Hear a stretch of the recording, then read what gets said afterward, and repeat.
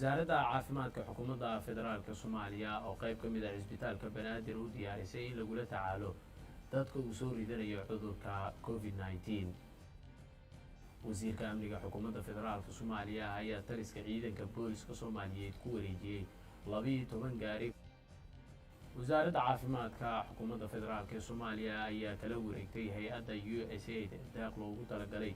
in looga hortago cudurka COVID-19 oo caqabad weyn ku haya bulshada Soomaaliyeed. nin hubeysan dharka ciidanka booliska dalkaasi Canada ayaa rasaas u furay waxa ku dhintay 16 qofood.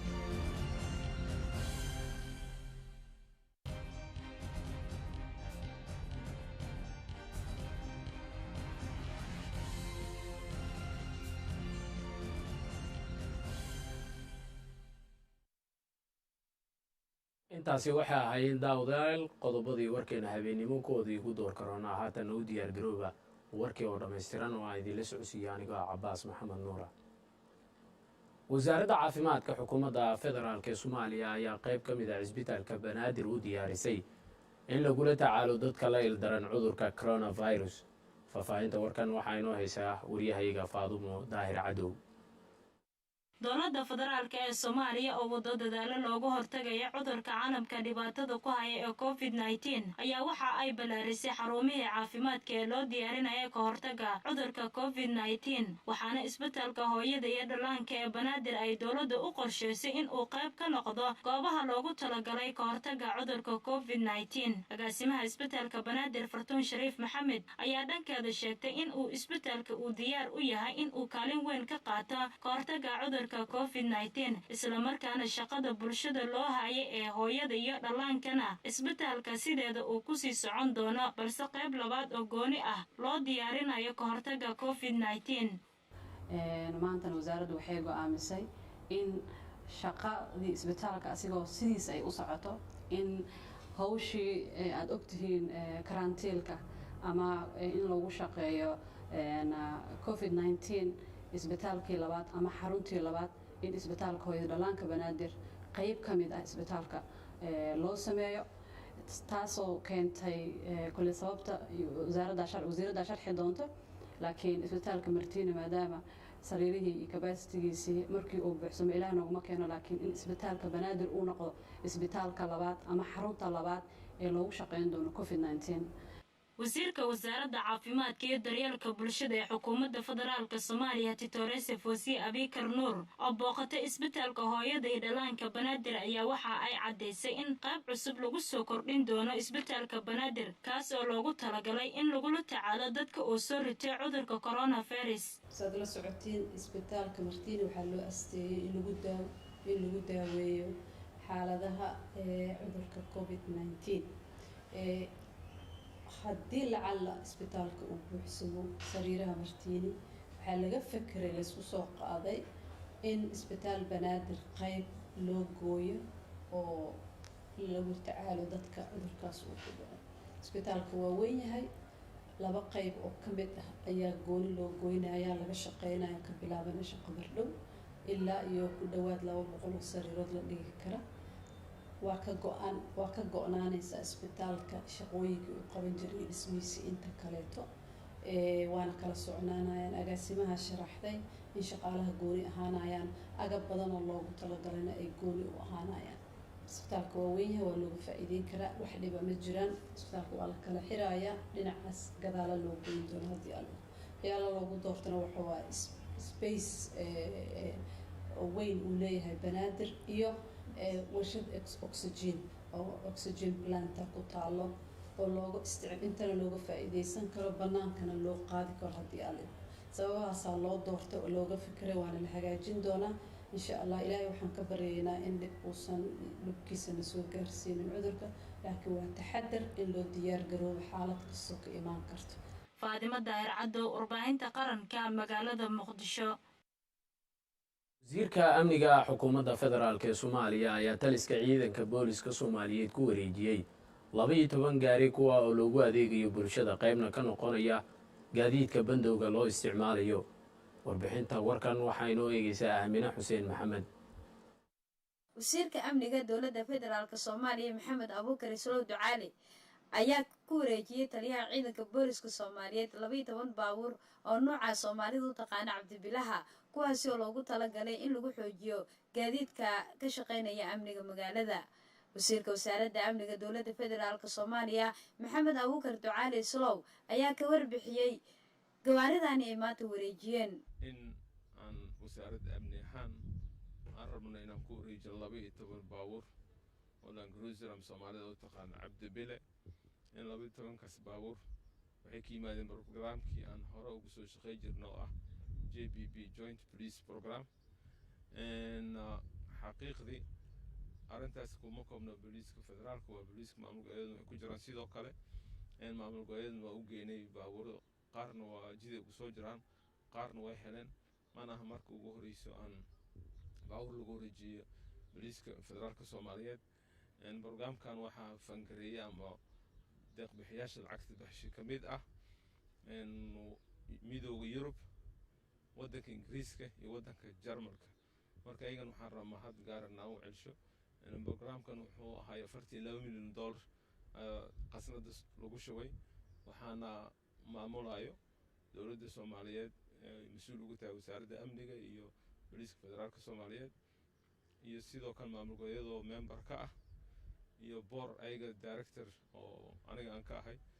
iyo Jarmalka iyo midowga Yurub iyo Ingiriiska.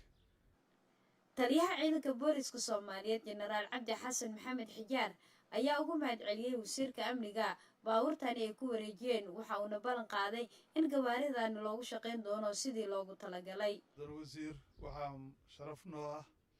inaanu maanta taariikhdu tahay 20 bisha Abriil 2020 kala wareegno wasaaradda amniga gudaha oo ciidanka booliisku hoos yimaado 12 baabuur oo loogu talagalay in lagu sugo amniga magaalada Muqdisho aad baan uga mahad celinaynaa waa dadaal dheeraad ah iyo muxuu ahaa juhdi weyn oo wasaaraddu gelisay sidii ay muxuu ahaa kor ugu qaadi lahayd tayada iyo tababarka iyo howlgelinta ciidanka booliiska Soomaaliyeed aad baan uga mahad celinaynaa waxaan ballan qaadaynaa sida uu qorayo qoraalkii naloo keenay ee ahaa sida aan u isticmaali doono muxuu ahaa baabuuratan cidda isticmaalaysa sida ay howlgeli doonaan iyo in loo diiwaan gelin doono inay yihiin hanti qaran oo booliisku leeyahay. Aamin Xaaji Xuseen Maxamed warbaahinta qaranka Soomaaliya Muqdisho. wasaaradda caafimaadka xukuumadda federaalk ee Soomaaliya ayaa maanta deeq waxay kala wareegtay isla markaana deeqdaasi ah agab caafimaad oo looga hortagayo xanuunka cudurka coronavirus hay-ad laga leeyahay dalka Mareykanka oo la yiraahdo USAID. Faadumo Daahir Cadow mar kale ha faahfaahiso warbixinta warkan. deeqdan caafimaad oo ah deeqdii ugu horeysay ee nooceeda oo ka timaada dowladda Mareykanka ayaa maanta lagu wareejiyay wasaaradda caafimaadka ee xukuumadda federaalka Soomaaliya taasi oo loogu talagalay in lagula tacaalo xanuunka coronavirus oo dunida maanta dhibaato ku haya 350 sariirood firaasho iyo agabyo kale oo loogu talagalay in lagu hortago xanuunka coronavirus oo dhibaato ku haya caalamka ayay ka koobanay taasi oo ay kaalin weyn ka qaadanaysa xakamaynta cudurka waxaana dowladda Mareykanka ay u soo marsiisay hay'adda USAID oo ka mid ah hay'adaha caawiya Soomaaliya. Mukhtaar Yuusuf Cere oo ka mid ah mas'uuliyiinta hay'adda USAID oo ku wareejiyay deeqda wasaaradda caafimaadka ayaa faahfaahiyay muhiimadda deeqdani. sidii xarumo loogu diyaarin lahaa bulshada xanuunkani aafiya ama saameeyay iyo sidii looga hortagi lahaa loona xakameyn lahaa xanuunkaas. waxaan jecelahay guud ahaan qalabkan maanta idin ku aragtaan wasiir inaan maanta idinku wareejino annagoo tugna xaruntii wasaaradda isla markaana ay wasiiraddu nagala wareegto guud ahaanna sida ay wasaaraddu qorshaysay qalabkani wuxuu wada gaari doonaa gobollada dalka oo dhan taasoo caddaynaysa sida ay wasaaraddu ugu dadaalayso keliya bulshada maaha Muqdisho bulshada meel kasta oo joogta oo gobollada ka mid ah waxaan ilaahay subxaana watacaala ka baryaynaa in xanuunkan dunida aafiyeyna naga dulqaado wasiirka wasaaradda caafimaadka iyo daryeelka bulshada ee xukuumadda federaalka Soomaaliya Dr. Safosi Abikar Nuur oo qalabkani la wareegtay ayaa ugu mahadcelisay hay'adda USI oo deeqdani soo gaarsiisay waxaana ay tilmaantay in ay wasaaradda ay ku hoolan tahay sidii loo xakameyn lahaa xanuunka COVID-19 waqti fiican uu ku soo aaday muxtaar adoo ka mas'uul ah hay'adda iyo dawladda mucaawanada dawladda Mareykanka bixisa aad iyo aadan ugu mahadcelinayna dadaalka weyn sida noola soo xiriirteen baahidana weydiiseen iyo degdegta aad maaragtay uga jawaabteen baahidii ay sheegatay wasaaradda qalabkan soo gaaray waa sariiro 350 oo kala nooc ah joodariyaasheeda iyo qalabo badan oo sariiraha loogu talagalay isbitaalada la dhiga waa la qorsheeyay isla shalayba waxaana sida ugu degdegta badan loo gaarsiinaa dhammaan gobolada Soomaaliya oo dhan haddii alla yiraahdo si ay maaragtay ay u isticmaalaan degdeg meelo badan waxaa laga wada furayay meelo dadka lagu karantiilo meelaha lagu daaweeyo cudurka dadka uu soo rito oo baahi weyn ay ka jirto xuduudada Soomaaliya aad ay u fara badan tahay dhawaan ayay ahayd markii dawladda Mareykanka ay sheegtay in 12 milyan ee bar ay ku bixinayso ka hortagga xanuunka COVID-19 oo ku faafaya dunida Faadimo Daahir Cabdo warbaahinta qaranka magaalada Muqdisho golaha wakiilada maamul goboleedka Koonfur Galbeed ayaa maanta waxa ay muddaxileedkiisa madaxweynenimo hal sano ugu dareen madaxweynaha maamulkaasi taa oo ka dhigan in la isla ekeysiiyay doorashada guddoonka baarlamaanka iyo ta madaxweynaha ee maamulkaasi Siraaji Sheekh Isxaaq ayaa faahfaahinaya kulanka xildhibaanada baarlamaanka dowlad goboleedka Soomaaliyeed ee Koonfur Galbeed maanta ay ku yeesheen xarunta aqalka madaxtooyada ku meel gaarka ee magaalada Baydhabo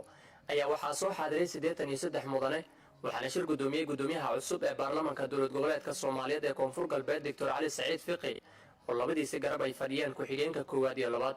ajandaha kulanka ayaa waxa uu ahaa ka doodida mooshin muddaxileedka madaxweynaha dowlad goboleedka Soomaaliyeed ee Koonfur Galbeed loogu kordhinayo muddo hal sano kaas oo ay soo jeediyeen xildhibaano gaaraya 30 mudane xildhibaanada baarlamaanka dowlad goboleedka Soomaaliyeed ee Koonfur Galbeed ayaa ka aragti dhiibtay tala soo jeedinta ka timid qaar ka mid ah xildhibaanada baarlamaanka Koonfur Galbeed si xilka madaxweynaha dowlad goboleedka Soomaaliyeed ee Koonfur Galbeed mudane Cabdicasiis Xasan Maxamed laftigaran loo kordhiyo waxaan xildhibaanadii soo gudbiyay mooshinka ay ka codsadeen xildhibaanada asaagooda inay u ansixiyaan mooshinkani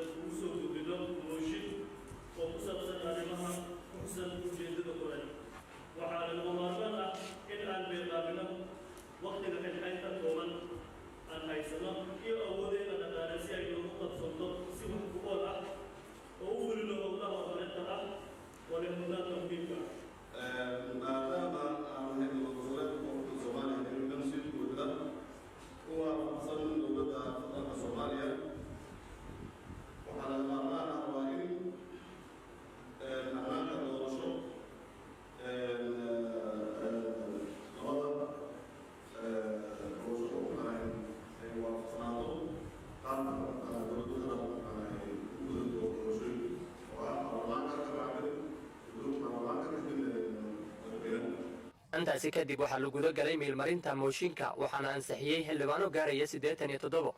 ma jirto waxa diiday ama ka aamusay sidaasi waxaa natiijada ku dhawaaqay gudoomiyaha baarlamaanka cusub ee dowlad goboleedka Soomaaliyeed ee Koonfur Galbeed Dr. Cali Saciid Fiqi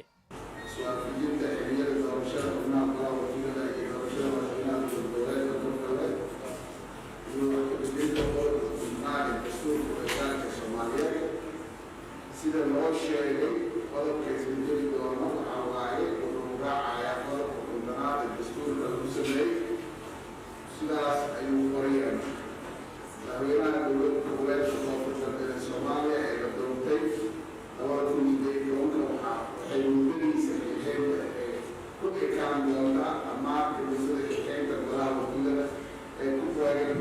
2024 ayaa doorashada madaxweynaha qaban doona 30 maalmood gudahooda oo ka bilaabanta maalinta golaha wakiilada cusub xilka loo hayo mooshinkaas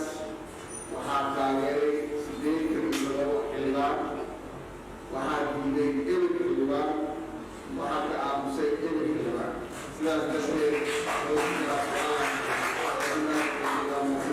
si loo midayo labada hay-adood ee dowlad goboleedka soomaaliyeed ee koonfur galbeed sharci dejinta iyo fulinta si hal mar mudaxileedkooda u dhammaado mudaxileedka madaxweynaha dowlad goboleedka soomaaliyeed ee koonfur galbeed iyo xildhibaanada ayaa hadda ah mid iswaafaqsan kaasi oo ku eg 2024 siraashaysa warbaahinta qaranka soomaaliya baydhabo.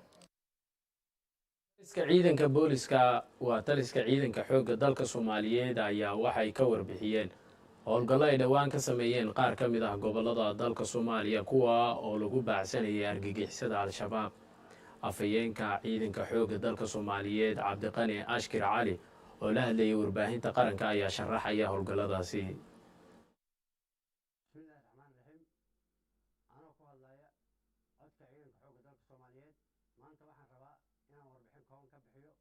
howlgalladii bishii la soo dhaafay ciidanka xoogga dalka Soomaaliyeed ee kaga sifeeyay argagixisada gudaha dalka. haddaan ka bilaabo qaybta 21aad ee ciidanka xoogga dalka Soomaaliyeed waxa ay ka sifeeyeen saldhiggii ugu weynaa ay ku lahaayeen Camaare iyo eedeedeeda cagta ay mariyeen khasaarooyin laxaad oo u geysteen. haddaan ku xujiyo qaybta 22aad Beledweyne iyo agagaarkeeda 3 saldhig ay ku lahaayeen cagta la mariyay waa la burburiyey inta u dhaxaysa Balcad iyo Jowhar ilaa iyo Mahday. taliyaha qaybta 22 kanaal Tareedisho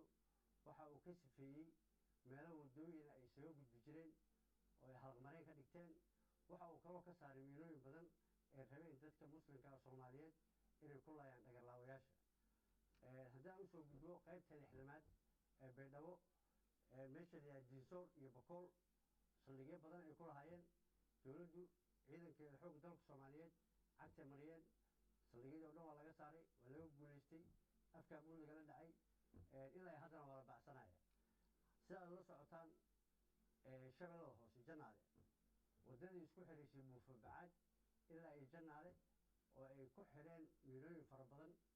iyo dhowr kaloo wado oo isku xirta Janaale ilaa iyo Oodheegle waxaa laga saaray miilooyinkii wadooyinkii waa la faray dadkii shacabka iyo gaadiidkii socodkii waa isku maraya. dhammaan gobolada dalka iyo degmooyinka cadowga waa laga sifeeyey. ciidanka xoogga dalka Soomaaliyeed waa guuleystay cadowgii waa jabay wax yar oo haraa oo baaqi la haray ayagoo dhan daba soconaa insha Allah tacaala waxaan rajeynaynaa sida ugu dhaqsaha badan inaanu ka safeeyno dalka. wabillahi tawfiiq wassalaamu calaykum warahmatullahi. gudoomiyaha gobolka Banaadir ahna duqa magaalada Muqdisho ayaa maanta xilka ka qaaday gudoomiyihii degmada Shibis isla markaana haatan ku xiran xarunta dami baarista ee CID-da kadib markii lagu soo eedeeyay musuqmaasuq. wareegta ka soo baxday gudoomiyaha gobolka Banaadir ahna duqa magaalada Muqdisho ayaa waxa warbaahinta u akhriyay afayeenka maamulka gobolka Banaadir Saalax Cumar. bismillaahi raxmaani raxiim. wareegta ka soo baxday duqa magaalada Muqdisho ahna gudoomiyaha gobolka Banaadir ayaa waxaa xilka qaadis loogu sameeyay gudoomiyaha degmada Shibis mudane Cabdiraxmaan Sayid Cali Xuseen. gudoomiyaha gobolka Banaadir ahna duqa magaalada Muqdisho markuu arkay dastuurka Jamhuuriyadda Federaalka Soomaaliya markuu arkay sharciga maamulka gobolada iyo degmooyinka dalka ee nambar 6 soona baxay 12 bisha 2 ee sanadkii 1980 markuu arkay sharciga maamulada degmooyinka iyo gobolada dalka ee nambarkiisu yahay 116 soona baxay 6 bisha 8 2013 markuu arkay sharciga shaqaalaha dowladda hoose ee Xamar nambarkiisuna yahay 28 bis ee 21 bishii 2 sanadkii 1976 soo baxay markuu arkay warqadda sumadeedu tahay Maga Gada Shibis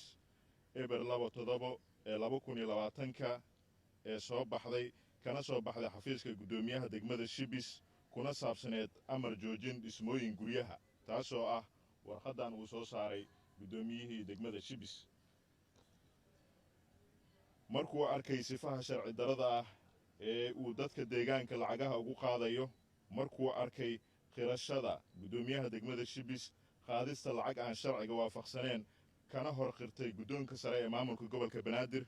asigoo la tashi la sameeyay gudoomiyaha gobolka Banaadir ku xigeenadiisa wuxuu soo saaray xeerkan qodobkiisa koowaad ee u qoran tahay laga bilaabo maalinta xeerkan la saxiixo waxaa xilka gudoomiyaha degmada Shibis laga qaaday mudane Cabdiraxmaan Sayid Cali Xuseen isla markaana loo diray waaxda dambi baarista ee CID-da. qodobka labaad dhamaystirka wixii dhiman xeerkan fulintiisa waxa uu xil ka saaran yahay waaxda shaqada iyo shaqaalaha iyo waaxda xiriirka degmooyinka ee gobolka banaadir. qodobka saddexaad xeerkani wuxuu dhaqangelayaa markuu uu saxiixo guddoomiyaha gobolka banaadir ahna duqa magaalada muqdisho iyadoona guddoomiyaha uu xeerkan saxiixay. mahadsanediin. shacabka soomaaliyeed ee ku dhaqan magaalada muqdisho ayaa soo dhoweeyey qorshaha dowladda soomaaliya ay kula dagaalamayso xanuunka ama cudurka covid-19 oo caqabad weyn ku haya bulshadeenna. mawliid maxamed sabriye ayaa warbixintan inoo faahfaahinaya. iyadoo ay sii kordhayso tirada dadka soomaalida ah ee soo ridanayo cudurka covid-19 taasoo gaartay 164 hal tirada dhimashaduna ay gaartay 7 qofood sidaa ku xusan warbixintii ugu dambeysay oo ay soo saartay wasaaradda caafimaadka xukuumadda federaalka soomaaliya. waxayna dhinaca kale wasaaradda caafimaadku ay sii wadaa wacyigelinta iyo baaqyada ay u jeedinayso bulshada soomaaliyeed ee ku dhaqan dalka gobolladiisa kala duwan. qaar ka mid ah bulshada reer muqdisho oo la hadlay warbaahinta qaranka ayaa muujiyey sida ay ula dhacsan yihiin talooyinka waxtarka leh ee dowladdu ku xakameynayso cudurkaasi iyagoo soo dhoweeyey wacyigelinta bulshada la xiriirta cudurkaasi. haddaba su-aasha isweydiinta mudan ayaa ah bulshada soomaaliyeed ma yihiin kuwa u dhega nugul talooyinka la siinayo ee ku wajahan cudurka coronavirus iyo xakameyntiisaba. waa kuwan qaar ka mid ah bulshada soomaaliyeed oo aan maanta kula kulmay xaafado ka mid ah magaalada tan muqdisho annagoo weydiinay sida ay u arkaan cudurkani iyo dadaalada ay dowladda federaalka soomaaliya ku bixinayso ka hortaggiisa. wacyigelinta dowladda soomaaliya iyo wasaaradda caafimaadka gaar ahaan wasaaradda caafimaadka ay soo jeedisay in la qaato oo lagu anfo waa arrin fiican. waayo waxa waaye in dadkii waxay usoo jeediya ay qaataan in la kala fogaado oo laga baankaas si adduunka ugu halkeeyo waa loo arkaay in ay kala shaqeeyaan dowladda iyo wasaaradda caafimaadka waa arrin fiican. waa soo dhoweynayaa maasha haddana wacdigeliskay dowladdu waddo iyo maxay haytay orodka loogu jiro iyo ka hortagga intaba dowladdu waa ku mahadinaynaa. anaga aad baan ugu mahadnaqaynaa dowladda aad iyo aad baan ugu mahad celinaynaa sida wanaagsan ee ay uga hortagtay oo ay dadka ugu taxadirtay bulshadana ugu wacyigelisay in laga digtoonaado lagana taxadiro dhibaatada uu leeyahay coronaviruska. waa cudur jira caalamka maanta meel kasta uu ku nool yahay dadka dunida ku nool kala goodoomiyey malaayiin diyaaradaha kala xanibay socodka gaadiidka dhan joojiyey. nadaafadda iyo qur-aanka wax ka weyn ee ilaahay noo fool oo noo soofeeyey oo noo falamay mahana wax kale oo jira male. salaadii waa dukuna subaxigii waa kudana. annagu waxa weeyaan waa in dhakhaatiirta talooyinka ay soo jeediyeen aan raacnaa sida kala fogaanshaha gacmahoo la iska dhaqo guryahoo lagu noqdo inaad iska joogto dadka aadan u keenin haddii aad qabto oo adiga gurigaaga aad isku karatiisho haddii aad isku aragto. madaxweyne ku-xigeenka maamul goboleedka hirshabeelle ayaa kormeer ku sameeyey goobo dib u hagaajin lagu sameeyey kadib cabsi laga qabo inuu fatahaad sameeyo webiga shabeelle. faahfaahinta warkan waxaa halkaasi inooga soo diray waryahayga abshir bacadle. iyadoo maalmii lasoo dhaafo webiga shabeelle laga dareemayay in uu keena biyo aad u badan ayaa maamulka gobolka shabeellaha dhexe kan degmada joor waxay biloobeen in ay carituur ku sameeyaan goobo webiga shabeelle uu ka nugul yahay. madaxweyne ku-xigeenka hirshabeelle cali cabdulaahi xuseen ayaa maanta gaaray jareeray oo ka mid ah deegaanada hoos yimaada degmada jowhar oo carituur maalmahani laga waday. waxaana kormeerka madaxweyne ku-xigeenka ku weheliyey wasiirka beeraha dowlad goboleedka hirshabeelle xildhibaano iyo wasiiro ka tirsan hirshabeelle iyo maamulka gobolka shabeellaha dhexe kan degmada jowhar iyo saraakiil ka tirsan militariga soomaaliya iyo booliska. waxaana halkaasi ugu horreyntii madaxweyne ku-xigeenka uga faahfaahiyey howlihii ay ka qabteen maalmii lasoo dhaafay guddoomiyaha gobolka shabeellaha dhexe axmed madiire makaraan iyo wasiirka beeraha dowlad goboleedka hirshabeelle cali cabdulle iskow. waxayna sheegeen in qaybo fara badan oo ka tirsan hirshabeelle uu ka socdo caratuur lagula dagaalamayo fatahaad uu sameeyey webiga shabeelle. shaqooyinkan way badan yihiin degmada maxda iyo degmada jowhar hadda taagan ayay ka socdaan. waxaa shaqooyinkaas loo hayaa in maaragtay webiga xilligiisa la joogo maadaama xilligii roobka lagu jiro in maaragtay laga hortago meelihii wax laga qaban karo wax laga qabto meelaha ugu darano wiina maaragtay inuu kasoo fataha loo maleeyahayo. marka waa barnaamij aad u wanaagsan. sidaan horeba u sheegnay maalmahan aan ku howlanaan haddana insha allah aan sii wada doona meeshiina la gaarto sidii uu guddoomiyaha sheegay. haddana waxaa ka socota howl gobollada degmooyinka kaleento sida balcad iyo mahadday iyo jalalaqsi intana way ka socotaa hawsha waxaan rajaynaynaa meelaha kalentana in ay kusii daydaan waxaa halkaasi ugu dambayntii ka hadlay madaxweyne ku-xigeenka hirshabeelle cali cabdullaahi xuseen cali guudlaawe oo ku booriyay mas-uuliyiintaasi hawsha baaxadda leh oo ay bulshadu hayaan waad ogtihiin dhibaato badan oo webigaan u geystaa ummaddan marna waa fatahaad oo dalagii u baabi'iyaa oo wixii maaragtay ay tacbadeen u baabi'iyaa iyo deegaanadii isu socodkii hadday tahay waddooyinkii iyo tuulooyinkii uu dhibaato gaarsiiyaa marna biyo la'aana ka dhacdo oo waxay tacbadeen ay biyo la'aan u baaba'do waa dhibaato inteeda la eg waxaase noogu daran hadda xilli roobkiiyaa la galowhayaa in dadaal badan la muujiyaa la rabaa meel waliba uu ka jilacsan yahay webigaan maro dowlad goboleedka hirshabeelle in wax laga qabto degmo kasta is abaabusho annaguna insha allah haddii la raalli ka noqdo ka dowlad goboleed ahaan waxaan gacan oon ka geysan karna diyaar ayaan u nahay laakiin bulshadu inay is abaabulaan tuulo kasto degmo kasto in qof weliba meesha ugu aadan yahay webiga abaabul laga bilaabaa la rabaa meesha carasaar u baahan sida hadda meeshaan joogno iyo meeshii loor u baahan iyo meeshii baalla ay geli karta ama baldoos geli karo in la guntadaa la rabaa duubka laysku xiro in laga hor tago khasaarihii sanadkii hore dhibaatada uu geystoo kale inuuna geysano hadda xilligaan wakhtigaan haysanaahe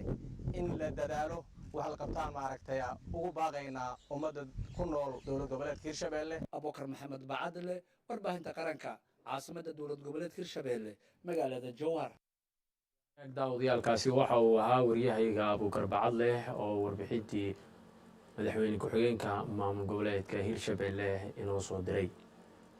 odayaasha dhaqanka soomaaliyeed ayaa waxay bulshada soomaaliyeed ugu baaqeen inay qaataan fariimaha iyo wacyigelinta looga hortegayo khatarta uu leeyahay cudurka covid-19 waryahayaga zakariya khaliif faarax ayaa faahfaahinaya cudurka coronavirus ayaa noqday mid si aan kala had lahayn u wada gaaray bulshooyinka caalamka islamarkaana sababay geerida kumanaan kun oo qof kaasoo soo gaaray dalkeenna soomaaliya waxaana dadaal adag loogu jiraa sidii loogu hortegi lahaa ama loo soo afjari lahaa odayaasha dhaqanka soomaaliyeed oo kaalin weyn oo muuqata ku leh arrimaha bulshada ayaa siyaabo kala duwan ula hadlay warbaahinta qaranka waxaana bulshada soomaaliyeed ugu baaqeen inay qaataan oo ku dhaqmaan tilmaamaha fariimaha iyo wacyigelinta ay bixinayaan hay-adaha caafimaadka dowladda federaalka soomaaliya dhakhaatiirta iyo madaxda qaranka ugaas maxamuud cali ugaas oo ka mida odayaasha dhaqanka oo aannu ku booqannay hoygiisa muqdisho wuxuu bulshada u sheegay muhiimadda ay leedahay in la qaato talooyinka hay-adaha caafimaadka dalka ee ku saabsan ka hortagga covid-19 waxaan leenahay in allah wa inay raajicun cudurkan masiibada ah waxaa u dhintay dad badan oo muslimiin ah dad badan oo soomaali ah dad badan oo naqaano marka runtii waa masaa'ib yacni nan ku imtixaanayo marka ilaahay waxaan ka baryaynaa inuu noogu bedelo imtixaankeenni maaragtay inuu faraj noo furo oo imtixaan naga dul qaado intay dhimatana waxaa leen allah u naxariisto intay jirana allah caafiyo guud ahaan ummadda soomaaliyeed waxaan ugu baaqaynaa inay u hoggaansamaan talada takhaatiirta iyo dadka aqoonta u leh cudurradan iyo culummada iyo dadka waxgaradka ah yacni qof kastoo yacni waqtigeeda ayay dhimanaysaa laakiin waxaa loo baahan yahay dadaal waxaan rajaynaa marka in ismaqalku yacni uu sarreeyo qaar ka mida salaadiinta golaha dhaqanka ee nabadaynta iyo daba heshiisiinta soomaaliyeed oo xafiiskooda si gaara ugu shiray maanta ayaa dhankooda fariimo wacyigelina la wadaagay bulshada soomaaliyeed waxaan soo jeedinaynaa oo annagu haddaan salaadiinta codkaan ku wada hadlaynaa uu yahay waxaan soo jeedinaynaa ummaddu inay si dhaba u qaadato ka taxadarto taxadarka sida noola sheegay waxa weeye maaragtay in aad gurigaaga iyo deegaankaaga ku ekaato waa kow in aan qaadanno wacyigelinta guud ee wasaaradda caafimaadka madaxda qaranka oon u kala harin wasaaradda warfaafinta iyo wasaaradeedan u kala harin shacabka iyo culimmadoon u kala harin in loo dhega nuglaado oo culimmadu u dhega nuglaato oo shacabku u dhega nuglaado oo cid kasta u dhega nuglaato cudurka wax kastoo looga hortegi karo in loo hoggaansamo awaamirta dawliga ah iyo kuwa bulshayga ee caafimaadka yaan aniguna kusoo gebagabayn lahaa odayaasha dhaqanka ama isimada soomaaliyeed oo ah marjaca keliya ee loo laabto marka ay soo kordhaan xaalado aad u adag waxay iyaguna shacabka u direen fariintooda wacyigelinta iyagoo rajaynaya in shacabku ay ku dhaqmaan talooyinka ay bixinayaan wasaaradda caafimaadka iyo dhakhaatiirta dalka zakariya khaliil faarax warbaahinta qaranka muqdisho. wasaaradda caafimaadka ee maamul goboleedka galmudug ayaa sheegtay in wasaaradda caafimaadka xukuumadda federaalk ee soomaaliya ay u soo direen sembalo qof looga shakisan yahay inuu qabo cudurka coronavirus si baaritaan ay wasaaraddu ugu samayso. cabdirasaaq maxamed axmed wariyaha iyaga magaaladaasi ayaa warbixinta warkan inoo soo diray. iskuduwaha wasaaradda caafimaadka dowlad goboleedka galmudug ee gobolka mudug cabdi maxamuud xirsi oo la hadlay warbaahinta qaranka Soomaaliya ayaa sheegay in baaritaankii ugu horeeyay ee la xiriira qof looga shakiyay caabuqa COVID-19 ay maanta u direen wasaaradda caafimaadka federaalka Soomaaliya isla markaana ay sugayaan natiijada ka soo baxda baaritaankaasi. waxa sidoo kale uu baaq u diray bulshada isagoo ku booriyay qaadashada talooyinka caafimaad ee la xiriira ka hortagga iyo faafitaanka caabuqa COVID-19. annaga galmudug gaar ahaan gobolka mudug maadaama aysan oolin qalabkii lagu baarayay waxaan bilownay ama aan qaadnay tijaabadii ugu horreysay ama sambalkii ugu horreeyey maanta waxay taariikhdu tahay 20 bisha afraad 2019 oo maaragtay aan diyaarad UN-ka u leeyahay ay timid wasaaradda caafimaadka sidaa la socotaanba waxaa maaragtay ay la shaqeysaa la shaqeeya wasaaradaha hay'adaha caafimaadka oo ay ugu horeyso WHO oo ka caawisa qaabka transportationka in la qaado sambal gaalka ay laga qaado la geeyo muqdisho kadibna halkaa lagu soo baaro dib loo soo celiyo resultigii ama natiijadii baaritaankii la sameeyey ka soo baxday. cabdi maxamuud xirsi iskuduwaha wasaaradda caafimaadka galmudug ee gobolka mudug ayaa dhanka kale faahfaahin ka bixiyey dadaalada wasaaraddu ay ugu jirto ka hortagga faafitaanka cudurkaasi. maadaama wasaaradda caafimaadka ay shaqadeeda koobaad tahay badqabka iyo inay ka warqabto dadweynaha ama bulshada galmudug oo ay tahay inay maaragtay talooyin ku saabsan talooyinka caafimaadka ay diyaariso oo siyaasadda guidelinska COVID-19 ay diyaariso waxaasoo dhan wasaaraddu qaarna waxay marhayaan meel wanaagsan kuwana waa lagu guda jiraa. ugu dambayna iskuduwaha wasaaradda caafimaadka dowlad goboleedka galmudug ee gobolka mudug ayaa baaq u diray maamulka gobolka iyo laamaha amniga taas oo ku aadan ka shaqaynta qorshayaasha lagaga hortagayo caabuqa coronavirus.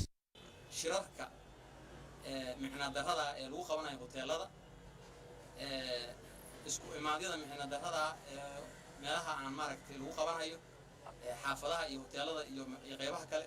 oo aan arkayno inay ay soo badanayaan oo aan arkayno inay maaragtay maalinta ka dambaysa ay soo badanayaan shirarka la qabanayo. waxaa la rabaa laamaha ammaanka maamulada maaragtay gobolka iyo degmaduba inay shaqadooda anigu u tilmaami mahayo ma rabo inaan shaqadooda u tilmaamo laakiin in shaqadooda ay maaragtay ay aqoonsadaan. cabdirasaaq maxamed axmed warbaahinta qaranka Soomaaliya gaalkacyo. maamulka gobolka hiiraan ayaa ka codsaday dowladda Soomaaliya in laga caawiyo agabkii looga hortagi lahaa cudurka COVID-19 sida warbixinta warkan halkaasi inooga soo diray wariyahayaga cabshakuur cusmaan cali. haddii waxaan codsanaynaa oo mar labaad codsanaynaa mar saddexaad codsanaynaa gurmud dadkan loo soo gurmud. shirkan jaraa'id uu ku qabtay magaalada beledweyne gudoomiyaha gobolka hiiraan cali jeyte cismaan ayuu kaga codsaday dowladda federaalk ee Soomaaliya in ay gurmud caafimaad la soo gaarto bulshada ku nool gobolka hiiraan maadaama bulshada ay qabaan shaki ku aadan in cudurka coronavirus uu ka dilaaco gobolka hiiraan. xanuunkan ilaahay ummadda ha ka saqiro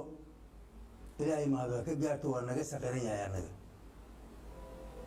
waxaan rabnaa dadka reer beledweyne ama reer hiiraan ama reer hirshabeellaba in ay fahmaan waxa jiro dhabtaa waxay yihiin virus marka lagu leeyahay dawo male waa wax jirna waa waxaan dawo lahayn war madaxda dowladda federaalka waxaan mar labaad iyo mar saddexaad ka codsanaynaa dadkaana inay il naxariis lagu fiiriyaan dadkan il naxariis leh inay ku fiiriyaan oo loo soo gurmado gurmad loo fidiyo mas-uuliyiinta soomaaliya ka madaxda ah oo madaxweynaha iyo prime ministerku u horeeyaan oo wasaaradda caafimaadka federaalka ku xigto waxaan ka codsanaynaa in gurmad dadkan laga soo hal shay ma hayna anaga ama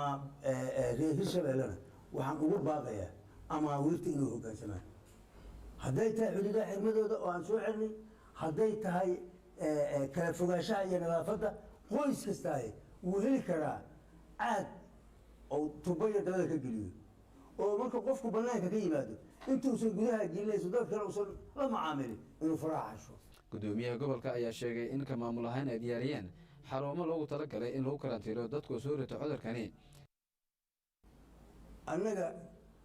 waxaan u astaynay meeshii ilaahay anaga hayee dadka xanuunkaas laga helo waxaan u astaynay baro ay ka mid tahay stadium ex stadium magaalada bannaankeeda hawsheedii waa wadnaa oo haddaa dhismihii ku socdaa guddiga dhakhaatiirta iyo WHO iyo OJA iyo kullina waa isla qaadan dowladda dhexe Soomaaliya wasaaradda caafimaadka dowlad goboleedka madaxda u sarreyso madaxweynuhu u horeeyo waxaan ka codsanaynaa dadka in loo soo gurmado hadda ma jiro kiis ka mid ah cudurka coronavirus oo laga helay gobolka hiiraan ha yeeshee bulshada ayaa waxay qabaan feejignaan aad u xoogan oo ku aadan in cudurkani uu ka dilaaco gobolka cabdishakuur ismaan cali SN TV beledweyne masaajidyada ku yaala dalka Norway ayaa in muddo sii xirnaan doona kadib markii khatarta uu leeyahay cudurka coronavirus uu noqday mid ku sii faafaya bulshada waddankaasi ku dhaqan xasan saciid raasto ayaa warbixinta warkan inoo haya muslimiinta dalka Norway ku nool 260 kun waxa hogaamiye oo madax u ah nin Soomaaliya lagu magacaabo Cabdiraxmaan Cabdikariin Diiriye waxayna dadkaasi islaamka ee dalka Norway ku nool ay dhibta iyo cabsida cudurka coronavirus la qabaan in ka badan 5 milyan oo Norwegian ah gudoomiyaha dalada islaamka ee dalka Norway Cabdiraxmaan Cabdikariin ayaa ii sheegay in dawladdu ay xiriir toos ah la soo sameysay in laga caawiyo xiritaanka xarumaha diimaha uu ka mid yahay masjidka Tawfiiq waa arrin culus bay ahayd dawladdu markiiba wasaaradda arrimaha qaabilsan arrimaha diinta ayaa nala soo xiriirtay wada hadalna uu noo socday maadaama xaaladda la dareemaya Norway inay kusoo badanayso bilowgii bishii Maarso sidaas darteed annagoo wada hadal iyo xiriir noo socda baa hal mar waxaa la yidhi arrimahaas waa in tilaabo degdeg laga qaadaa markasta way nala tashanayeen markasta way wareysanayeen markasta waxay dhahayeen maxaa qumman waan ku dhaqaaqnaa aadna waxay isaga ilaalinayeen inay tilaabo awooda adeegsadaan ayagoo adeegsan kara oo waxay rabeen in markasta wada hadal iyo maxaa la isfahan lagu dhameeyo arrinkaasna aad buu muhiim ugu yahay oo dhanka dalada ay markiiba soo aadayaan si ay u helaan talada noocaasa iyo gaar ahaan si ay u helaan inay u imaan karaan masaajidda iyo goobahaas oo dhan oo ay ka heli karaan maqalka iyo qadarinta ay mudan tahay arrintay soo jeedinayaan annaguna maadaama dad muslimiina nahay qadiyadaas dabcan markii aan dhanka caafimaadka iyo dhanka diinta laga fiirshay arrin muhiimadeeda le ayay ahayd dowladda Norway ayaa sheegtay in dhawaan dib loo furayo xarumaha xanaanada carruurta iyo qaar ka mid ah iskuulada Cabdiraxmaan Diiriye gudoomiyaha ururka islaamka ee dalka Norway ayaa sheegay in aan la xaqiijin karin lana ogaan karin xilliga dib loo furayo masjidka Tawfiiq iyo maraakiista kale ee dalka Norway ilaahay baa og runtii xilliga laga baxayo oo dawladuna ma og anaguna ma ogin ilaahay waxaan ku baryaynaa inuu noo fududeeyo oo aan waqti dhaqso ka baxno kolba ilaa hadda amarkii ugu dambeeya dawladda wuxuu ahaa inaan la isugu imaan karin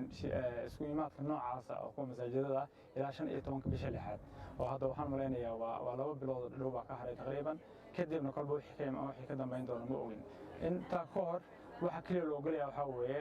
lambarka dadka oo ah aan 5 ama 4 qof ka badnayn inay isugu imaan karaan goobaha cibaadada sida masaajidada intaas waxaa ii dheer gaar ahaan dadka muslimiinta reer Norway iyo Soomaalida waxaan si gaar ah runtii ugu tahaniyeenayaa Ramadaan oo soo dhow oo hadda inaga xigto muddo ka yar isbuuc ilaahay idinkiisa ilaahayna waafajiyo ana naga wada aqbal acmaasheedna gaar ahaan dadka guud ahaan dadka muslimiinta iyo Soomaalidana si gaar ayagana waxaan rajaynayaa ilaahay idinkiisa ilaahayna na waafajiyo khayrkeedana soo xijiyo wixii maxaa la yiraahdaa dhibaatana dhexdeena ilaahay uu ka saaro xasan saciid raasta raadiyaha iyo TV-ga qaranka Soomaaliyeed Oslo Norway taliyaha ciidanka asluubta ee gobolka Minnesota ayaa maaska afka lagu xirto waxa uu u qeybiyay qaar ka mid ah Soomaalida ku nool magaalada Minneapolis sida warbixinta warkan halkaasi inooga soo diray wariyahayaga Cabdixakiin Cabdi Ismaaciil taliyaha hoggaanka ilaalinta dhaqangelinta sharciga ciidanka asluubta iyo howlaha guud ee nabadgelyada degmada Hannibin County ee gobolka Minnesota mudane Shariif David Hagison oo ka mid ah mas-uuliyiinta laga soo doortay gobolka iyo ku dhowaad 200 oo qof oo Soomaalida ku nool xaafadda Cedar waxa uu qaybshay maaska afka lagu xirto iyo dureeraha gacmaha lagu nadiifiyo ee loo yaqaano hand sanitizer xilli ay baahi weyn u qabeen si looga digtoonaado xanuunka faafa ee COVID-19 afxirka iyo gacmo nadiifiyaha uu qaybshay taliyaha asluubta ciidanka Dave Haji ayaa faahfaahin waxaa ka baxshay agaasimaha fulinta iyo golaha Riverside Community marwo Boosteeyo Jaamac waxayna Boosteeyo sheegtay in dadku codsadeen in loo badiyo maadaama xaaladda caafimaad cakiran tahay 3 caag oo waaweyn oo hand sanitizer ay noo keeneen dadka caagaday la imaanayeen waa ugu shubaynay 200 maskina way bixinayeen marka maasha Allah dadkana social distance-ka la xasuusinay inay taasna ku dadaalaan Lieutenant Chakakis oo ka socday xafiiska taliyaha ciidanka asluubta ee degmada Hannibin ayaa warbaahinta qaranka Soomaaliyeed u sharaxay shaqada ay u qabteen bulshada magacaygu waa Lieutenant Chakakis waxaan la shaqeeyaa taliyaha ciidanka asluubta ee degmada Hannibin County maanta waxaan soo gaarnay xaafadda sida Riverside saan u qaybino maaska afka lagu dabrasho kaasoo anaga tabarucaad lagu soo gaaray waxaana hubinaynay bulshadeenna in aan ka warqabno waxaana xarunta ka dhex furnay teendho aan ugu qaybinayno qof kasta oo noo yimaado afxiir iyo dureeraha gacmaha lagu nadiifiyo waxaana ku boorinay inay sameeyaan kala fogaansho dadkii goobta ka hadlay ayaa waxaa ka mid ahaa Cabdirasaaq Biixi oo ka mid ahaa siyaasiyiinta iyo dadka bulshada u dhaqdhaqaaqa wuxuuna ka mahadceliyey jawaabta ay ka heleen xafiiska taliyaha ciidanka asluubta mudane Dave Hagison sharaf weyn bay noo tahay inaan maanta u mahadcelino xafiiska sharifka sida maaragtay xilkasnimada ah uu maaragtay ugu dadaalay community-gan oo ah community hore ugu codeeyey waxaan kaloo aad ugu mahadcelinaynaa liaisonka community outreach-ka xafiiska maaragtay Hannibin County Sheriff Cabdi Maxamed oo hawshan ka soo shaqeeyey oo hawshan xooggeeda iska lahaa maanta halkan waxa ka dhacay wax lagu farxo waxaa naloo keenay sanasaytaradii xiisanka lagu xidhanayay staafkii la iskaga ilaalin lahaa coronaviruska Cabdi Maxamed oo ku hadlayay afka xafiiska taliyaha ciidanka asluubta ee loo yaqaano Shariif ayaa waxa uu mahadceliyey dadka la shaqeeyey ee hawshan baaxadda weyn ka qayb qaatay anoo ku hadlaaya magaca xafiiska sheriffka degmada Hannibin Sheriff David Hagison runtii waxaan markasta diyaar u nahay wax kastoo jira inaan ka qayb qaadano masiibadan hadda socota sidii looga hortagi lahaa waan u mahadcelinaynaa dadweynaha Soomaaliyeed oo maanta nala kulmay waxaan kaloo u mahadcelinaynaa TV-ga qaranka oo noo sahlay inaan halkaan nimaano oo aan ila socodsiino waxyaalihii aan qabanay oo ah arrimaha nabadgelyada xaafadda ay Soomaalidu u badan tahay ee Cedar ayaa waxaa ku nool Soomaali badan oo dad waaweyn ku jiraan waxaana laga maarmaan ah in laga warqabo waqtiyada adag Cabdixakiin Cabdi Ismaaciil warbaahinta qaranka Minnesota Mareykanka dowladda Sacuudi Arabia ayaa sheegtay inay qaaday xayiraadii saarneyd dhoofinta xoolaha nool ee Soomaaliya wariyahayaga waddankaasi Cali Cilmi Jaamac Cali Kuus ayaa faahfaahinaya dowladda Sacuudi Arabia ayaa ka qaaday xayiraadii saarneyd dhoofitaanka xoolaha nool ee dalka Soomaaliya loo soo dhoofin jiray suuqyada dalka Sacuudi Arabia iyadoo sida ku cadbaaqaasi dowladda Sacuudiga uu qeexayo in muddo 3 cisho gudahooda lagu keeno 600,000 oo ari ah iyo 100,000 oo geel ah kadib markii ay soo maraan shuruudaha dhoofitaanka xoolaha oo ugu horreyso maxjarada loogu talagalay baaritaanka caafimaadka xoolaha inta aanay soo gaarin dalka Sacuudi Arabia